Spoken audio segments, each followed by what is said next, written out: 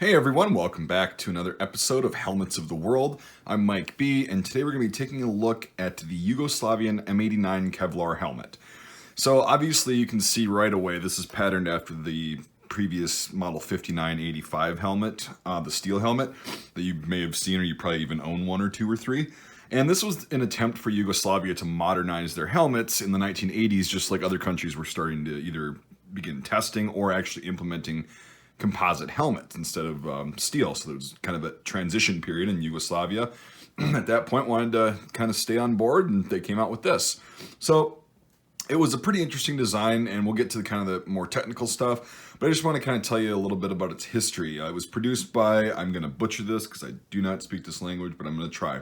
Techniki Remontni Zavod, or Zavod, whatever. Basically, it's the company's name is TRZH, or the acronym. It's located in Bosnia-Herzegovina, and some may have also been produced in Macedonia or Slovenia, but they're such small numbers that there really isn't a lot out there about those. Most of these were going to be produced at TRZH in Bosnia, though. So, because of the use of Kevlar in this design, the shape is a little bit less defined. You can see just because of the rim. You can see that, but it's almost identical in size and shape and everything to the M5985 steel helmet. So you can see that right here. That's why I like having an example, kind of funny. Right here, but we'll get to that in a second. We're going to talk about the liner now. And I just turned my little camera stand. It's not good. It could be a big problem. The liner was updated and made to be more like the US Pasget liner. As you can see, it's got similar to the older Riddell style. Like, it is a Pasget liner because the 5985 has got the US Vietnam style. I forgot what that one was called. But this one has also got this little Velcro tab right here, just like the Pasget does, to be adjustable for height on the head. So that's how you utilize a drawstring, just like a Pasget. And yeah, this liner is basically made of 30 millimeter synthetic fabric. I'm cut into strips and all that stuff, and some other little fancy dancy sewing jobs going on there. So the sweatband is held on, but as you can see, by Pasget style clips, which is also different than the 5985 using the old school, just straight up snaps. So they copied that off the Pasget as well, because apparently they thought it was a good design. And so the liner itself is held on by, was it six? 1, 2, 3, 4. Yeah, it's 6 of these A washers, right? And they're held by the screws that you can see on the outside of the helmet. So it's just like a Pasget as well, where it's actually just drilled right through the hull of the helmet. And there's, actually holes drilled in this thing. There's 1, 2, 3, 4, 5, 6, 7, 8, including the chin strap, which is also held on by I'll try to move this. You can see that right there. It's also held on by a screw and directly under the chin strap bail. So that's another thing that's very different than 5985. That's how you can spot these in photographs.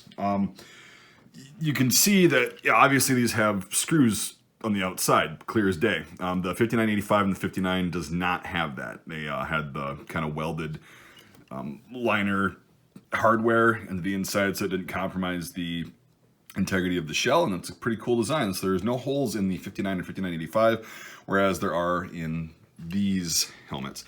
So you get a close-up right here. You can kind of see the material, the weave. It's a pretty coarse weave, but apparently it worked fairly well. I'll hopefully be testing one of these pretty soon. So yeah, they weigh just under 3 pounds. They're like 2.95 pounds. And then we'll try to get zoomed up on here.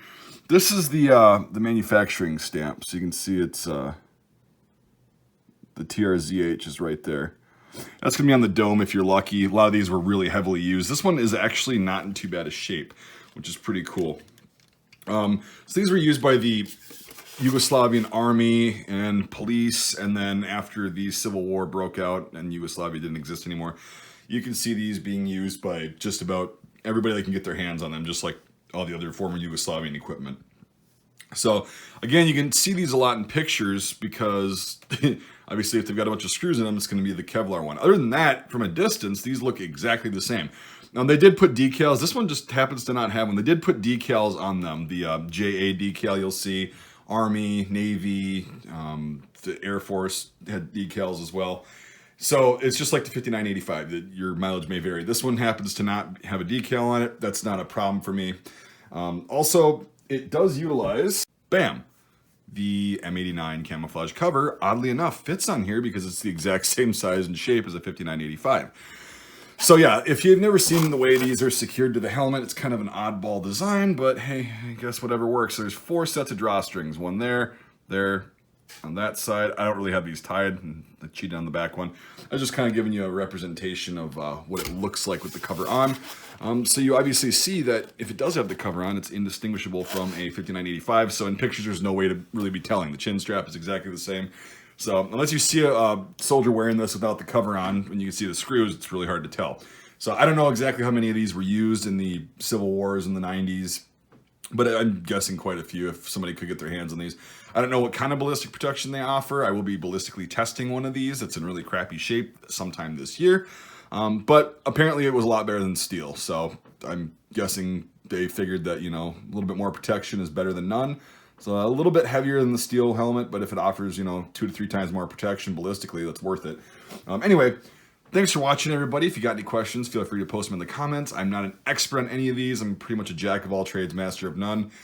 Helmets are my favorite thing to collect, and I have too many of them. Actually, in my opinion, not enough, but helmets are my favorite thing. I've been collecting that since I was a kid.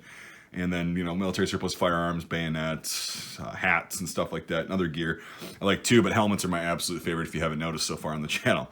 So I really do appreciate you guys watching, and hopefully you learned something. I like teaching about these. I like having a tangible, you know, item in front of the camera instead of just posting pictures from online, because I don't think that's as helpful when you can actually see what something looks like in someone's hands. It helps me learn, so I figured it might help you learn. So this helmet was actually funded by my Patreon supporters. So if you'd like to become a supporter on Patreon, the link is in the description. It's $1 a month, which is about 12 bucks a year, or it is 12 bucks a year. And 5 bucks a month or more gets you into my Discord server, and we have a lot of people on there so far. It's pretty fun. It's very interactive. I like having, you know, a nice little audience there that also supports my work, because it's really expensive to fund this kind of stuff out of pocket. And it just allows me to get cool things like this to make educational videos on, do ballistic tests on these, which is also educational for myself and you guys, and then just going out and doing shooting videos and getting other cool relics and pieces of gear to teach you guys about. So yeah, if you consider doing that, that'd be great. Thanks to all my current patrons. You guys rock, and past patrons. You guys allowed me to get this helmet and a couple other really cool ones that'll be coming up in the series. Just stay tuned for that. So thanks again. Shout out to you guys.